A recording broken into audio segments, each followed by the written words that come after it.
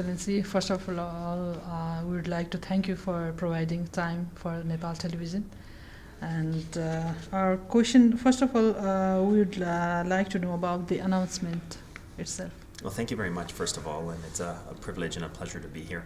Let me just share a little bit about this visit. So I'm very honored to be Canada's ambassador to Nepal, and over the 2 days that I've been in town here. Yesterday I had a very, very productive and fruitful discussion with the Prime Minister. I also had a meeting with the President of Nepal and discussed a number of topics, including gender-related issues, tourism, education, and environment and climate change, all of which are areas that both Canada and Nepal share in common in wanting to advance various initiatives. So it's been a very positive relationship. Today I spent some time meeting with Canada's development partners, as well as some very important multilateral partners as well. So today I'm very, very pleased to announce an additional $14.9 million in new funding here in Nepal. $10 million of that goes to a number of NGOs, development partners of Canada that are actively involved in post-earthquake reconstruction efforts. An additional $4.7 million is going to the World Bank Group, where we have already invested $10 million towards their Rural Housing Reconstruction Development Fund, and an additional $200,000 to the UNHCR for the important work that they're doing with respect to refugees. So this is significant. And when we look at Canada's presence here in Nepal over the past multiple years, we've had about $120 million of assistance money in different forms in Nepal over the past multiple years.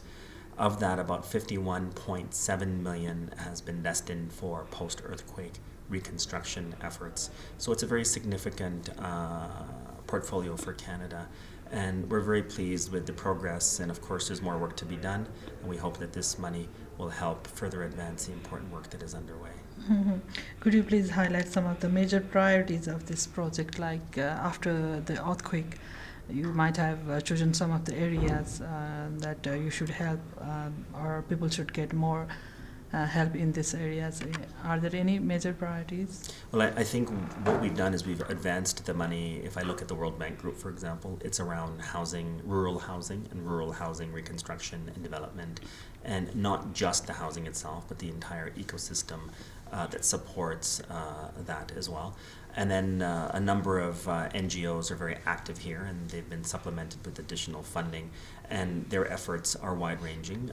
Part of it's related to reconstruction in terms of housing. It could be sanitation. Much of this money is really around waste, sanitation, hygiene-related initiatives, which not only help contribute to development, but also provide an opportunity to combat things such as disease and other elements like that as well. Mm-hmm. Most of the time, such donations directly goes to the government of Nepal. This time, I think this government of Canada is providing the budget to the NGOs to work. That's correct. Canada has a long-standing policy not to provide direct support to governments. We do that from time to time. It's rare that we do that. We do that when we have pre-established controls, governance processes in place.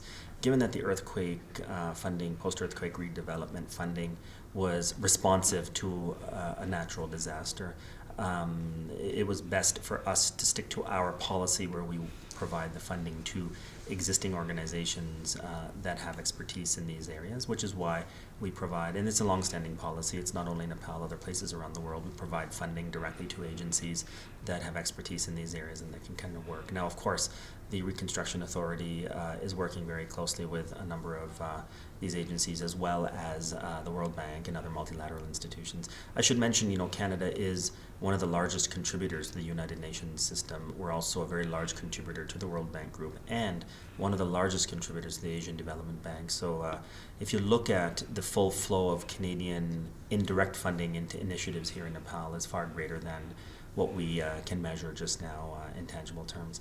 I would also mention that on this visit I brought the regional director for IDRC, the International Development Research Center, where we have another 14 projects in ongoing right now in Nepal to the tune of another $14 million.